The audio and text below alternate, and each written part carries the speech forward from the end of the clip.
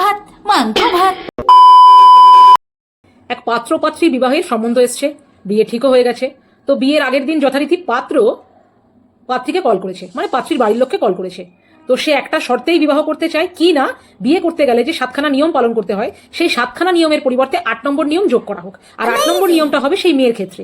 কি সেটা হচ্ছে, এই যে মেয়েরা বা স্ত্রীরা যে ফেসবুক, ইনস্টাগ্রাম, বিভিন্ন রকম সোশ্যাল ওয়ার্কে এত এত টাইম দান করে, সেই টাইমটা তোর বরের জন্যই শুধুমাত্র তোলা থাকবে।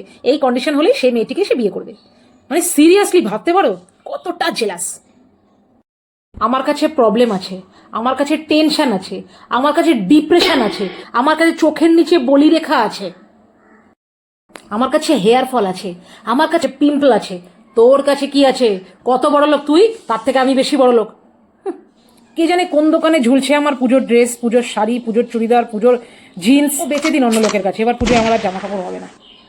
এত আর কয়েকদিন বাকি, এখনো যদি না হয় আর কি আশা করবো, কি আশা রাখবো? বেচে দিন। হ্যাঁ, শোনো শোনো শোনো শোনো, সায়েন্সের হিসাবে পুরুষদের শরীরে 1,38,000-এর চেয়েও বেশি শিরা আছে, কিন্তু কাটতে হবে কোনটা সেটা তাদের কাজকর্ম আর স্ত্রীর মানসিক চাপের ওপর নির্ভর করে। এখনকার ভারতবর্ষে 3টে সমস্যা কাজের ক্ষেত্রে প্রচণ্ড প্রচণ্ড পরিমাণে দেখা যাচ্ছে। প্রথম সমস্যা, কাজ থাকলে মানুষ থাকে না।